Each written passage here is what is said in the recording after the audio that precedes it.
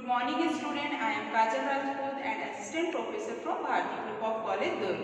Today's our topic is decentralization. इसमें एक और टॉपिक है डिसेंट्रलाइजेशन. डिसेंट्रलाइजेशन मतलब केंद्रीकरण और हम लोग बोलते हैं उसको विकेंद्रीकरण. डिसेंट्रलाइजेशन को बोलते हैं हम लोग विकेंद्रीकरण. फिर अब ये हमारा प्रिंसिपल ऑफ मैनेजमेंट का एक टॉपिक है सेंट्रलाइजेशन, केंद्रीयकरण. तो ये क्या होता है केंद्रीकरण? केंद्रीकरण मतलब एक सेंट्रलाइजेशन है, एक केंद्रीय बिंदु है जो हम ऑर्गेनाइजेशन में एक के ऊपर भार को सौंप देते हैं, वही सब चीज़ को देखता है, एक ही अधिकारी रहता है जो सब काम को देखता है, उसको हम बोलते हैं सेंट्रलाइजेशन.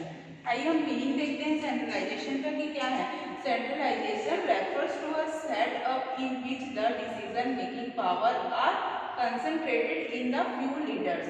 मतलब एक डिसीजन लेने का पावर रहता है एक इंसान को, वो जो पूरे डिसीजन लेता है वो लीडर रहता है कि सब काम को कैसे करना है, क्यों करना है और किस तरीके से काम को करना है. At the top level of the organization, जो टॉप लेवल है ऑर्गेनाइजेशन का structure, decision are made at the top and communicated to lower level manager in for implementation. जो टॉप लेवल का मैनेजर है वो अपने लोअर लेवल मैनेजर को क्या करता है, इम्प्लीमेंटेशन करता है, उसमें इम्प्लीमेंट लेके आता है, उसके काम को देखता है कि वो सही कर रहा है कि नहीं कर रहा है. जैसे हम स्टाफिंग में स्टाफ जब लेते हैं तो उसके बाद उसमें ट्रेनिंग भी देते हैं, तो वैसे ही ये टॉप लेवल का जो मैनेजर है, एक मैनेजर बना दिया जाता है, वो सब अपने अंदर के जितने भी वर्कर्स रहते हैं उनको वो देखता है, उसमें इम्प्लीमेंटेशन लेके आता है, उसके काम में इम्प्लीमेंटेशन लेके आता है. ये सेंट्रलाइजेशन का है, जो एक मैनेजर है, टॉप लेवल का मैनेजर रहता है जो सब काम को देखता है, और उसमें ये पावर रहता है कि वो डिसीजन मेकिंग लेने की पावर रहती है उसमें कि वो कैसा डिसीजन ले रहा है. तो ये है हमारा क्या है, तो केंद्रीकरण का आशय उस स्थिति से है जिसमें उपकरण में संपन्न किए जाने वाले सभी प्रकार के कार्यों को करने के लिए निर्णय लेने का अधिकार होता है. मतलब एक सब कार्य को करने के लिए अधिकार रहता है उच्च अधिकारी के पास. दूसरे शब्दों में केंद्रीकरण से आशय केंद्र के पास रहने वाले, अगर उसके पास रहने वाले अगर वो काम को सही नहीं कर रहा है तो हम उसको बोल देते हैं डिसेंट्रलाइजेशन. जो आप नेक्स्ट वीडियो में पढ़िए डिसेंट्रलाइजेशन कि क्या होता है डिसेंट्रलाइजेशन. तो इस प्रकार किसी संगठन में केंद्रीय बिंदु पर व्यवस्थित एवं स्थायी ढंग से अधिकार सुरक्षित रखने की कार्य करना होता है, उसको हम केंद्रीकरण कहते हैं. जिसके कारण से कि उसको जो भी कार्य क्षेत्र है उसको एक को पूरे भार सौंप दिया जाता है कि तुमको ही ये पूरा काम देखना है, करना है, और आप किस तरीके से कर रहे हो उस काम को, किस तरीके से काम हो रहा है, ये सब हमको उसमें देखना पड़ता है केंद्रीकरण में. तो उसमें उसको पूरा अधिकार रहता है उच्च स्तर के लिए कि उसमें पूरा अधिकार रहता है निर्णय लेने के लिए, डिसीजन लेने के लिए कि वो एक ऑर्गेनाइजेशन है, वहाँ एक जो मैनेजिंग डायरेक्टर है उसके नीचे में एक टॉप मैनेजर रहता है जो पूरे चीज़ को डायरेक्ट करता है. वो तो सिर्फ बताएगा कि मुझे ये करना है, बट वो सब पूरा सही डिसीजन लेता है, उसमें डिसीजन मेकिंग पावर लेने की क्षमता, मतलब अच्छा डिसीजन लेता है जिससे वो अपने लो लेवल के मैनेजर्स को, वर्कर्स को, एम्प्लॉयज़ को संभालता है. तो ये होता है हमारा क्या, सेंट्रलाइजेशन.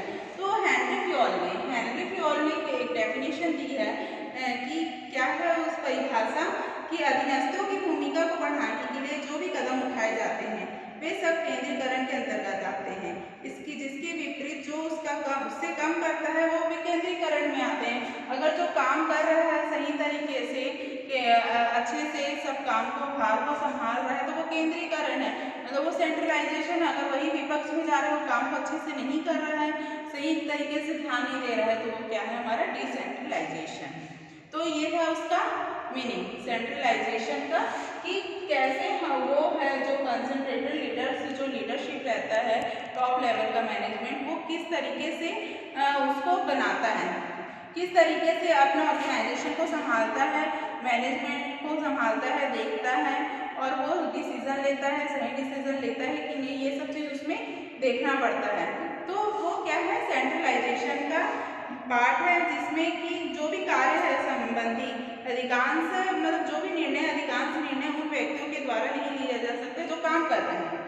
जो देख रहा है वही, जो काम कर रहे हैं, जो एम्प्लॉयज हैं, जो लो लेवल के मैनेजर है वो निर्णय नहीं ले सकते, बट जो टॉप लेवल में है वही बस उसको निर्णय ले सकता है, डिसीजन ले सकता है जो भी काम हो रहा है।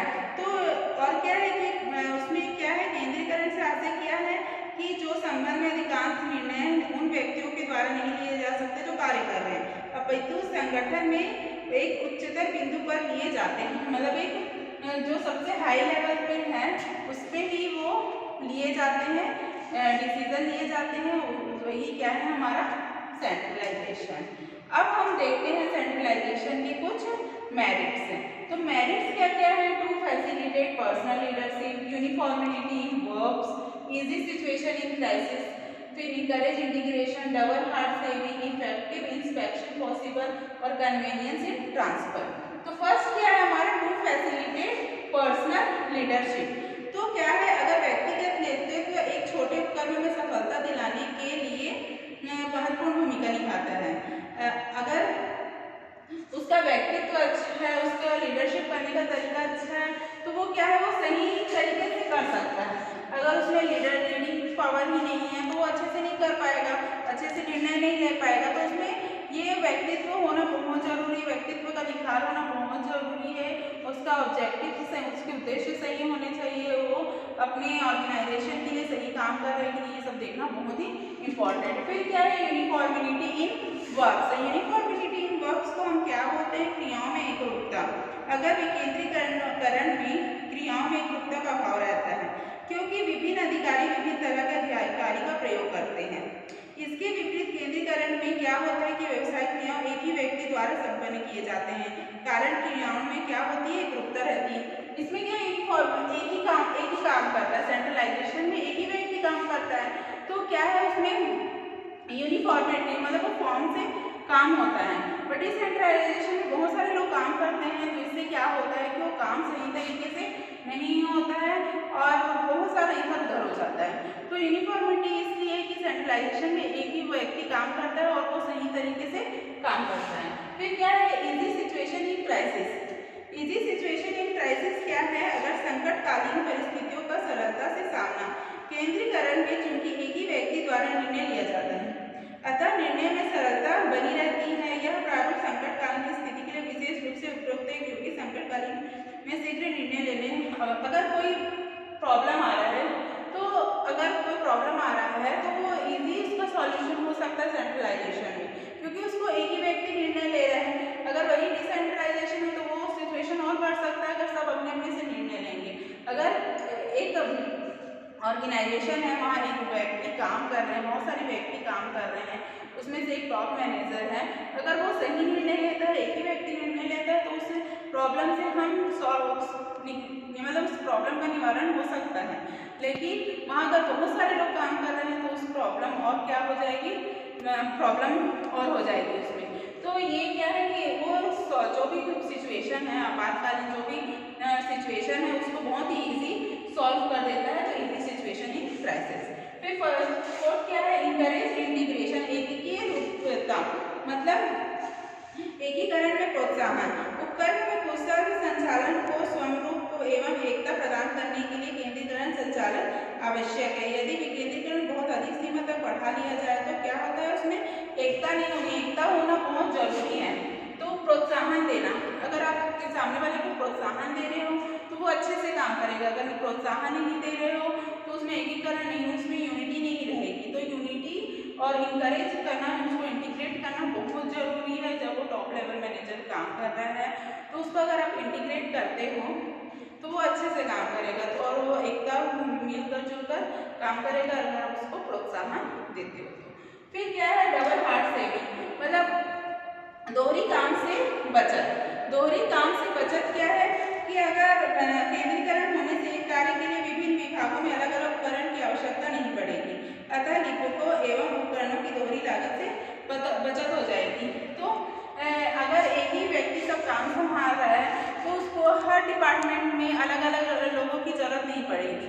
उससे क्या है, एक ही आदमी सब काम को संभाल रहा है तो वो अच्छे से कर सकता है, हमको अकाउंटेंट की ये सब की और जरूरत नहीं पड़ेगी। तो ये क्या है हमारा डबल हार्ड सेविंग, मतलब एक साथ वो 2-3 काम कर सकता है। इसलिए क्या है सेंट्रलाइजेशन में जो केंद्रीय में एक व्यक्ति को जो हम दिए हैं भार, वो क्या है वो सब काम को देखेगा, तो एक साथ वो बहुत सारे काम कर लेता है। अगर हम डिपार्टमेंटेशन बांट देते हैं तो सब सिर्फ अपने अपने काम को देखेगा। अगर वो अधिकारी को हम दे दिए हैं काम, तो वो हर काम को देखेगा कि वो सही हो रहा है कि नहीं हो रहा है, कहाँ पर प्रॉब्लम आ रहा है, और उसको इजी से सॉल्व कर देगा।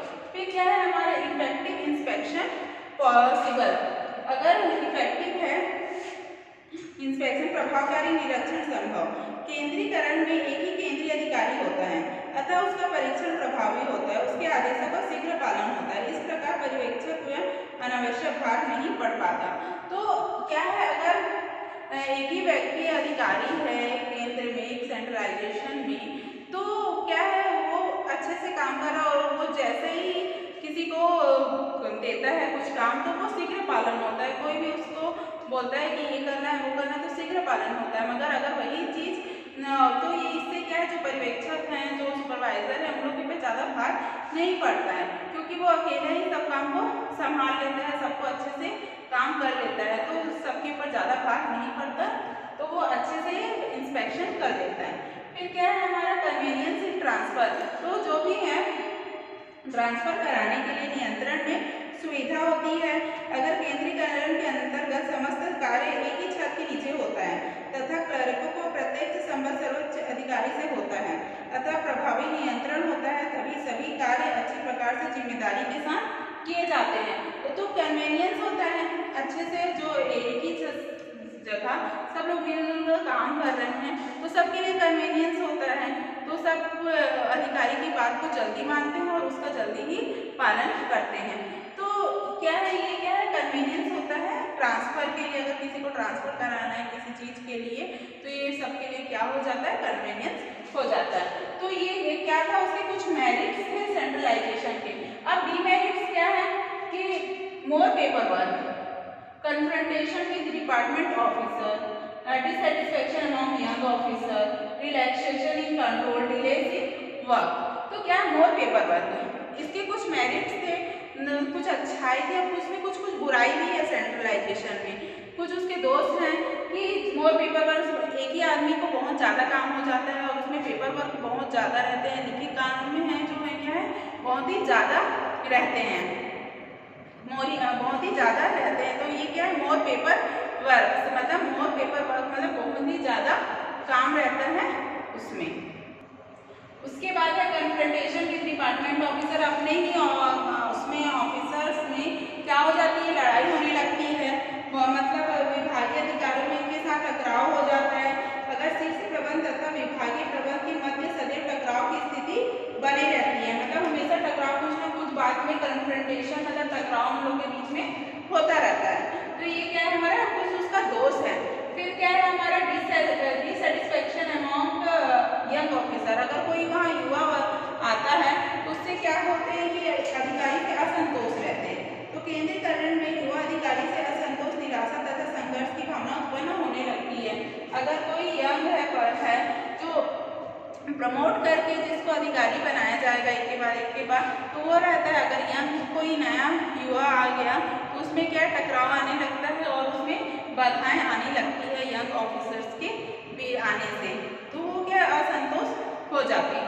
फिर क्या है रिलैक्सेशन इन कंट्रोल, तो नियंत्रण भी बहुत जरूरी है। नियंत्रण में शिथिलता, छोटे उपकरणों में तो केंद्रीकरण के आधार पर प्रभावशाली बनाई रखी जा सकती है, लेकिन बड़े उपकरणों में केंद्रीकरण के कारण नियंत्रण का विस्तार बढ़ जाता है, जिससे क्या होता है नियंत्रण शिथिलता आ जाती है, मतलब नियंत्रण नहीं हो पाता है। अगर एक ही काम कर रहा है तो अच्छे से उसमें नियंत्रण नहीं हो सकता। फिर क्या है डिले इन वर्क्स भी जो काम है वो टलता रहता है, सही टाइम से नहीं होता। अगर एक ही वो काम भार को पूरा संभाल रहा है तो वो सही नहीं हो पाता है, मतलब हर काम थोड़े लेट से होते हैं, डिले होता रहता है सब काम में, मतलब विलम्ब होता रहता है उसमें, और जिसके कारण उच्च स्तरीय प्रबंध कार्य में वृद्धि होती है, जिसके कारण से मतलब जो केंद्रीकरण है उच्च अधिकारी उसमें भार ज़्यादा होने की वजह से क्या होता है विलम्ब होता है काम, डिले होता है काम। तो आज हम लोगों ने क्या देखा कि मीनिंग क्या होता है सेंट्रलाइजेशन का और उसके मेरिट्स और कुछ डीमेरिट्स। Okay, thank you.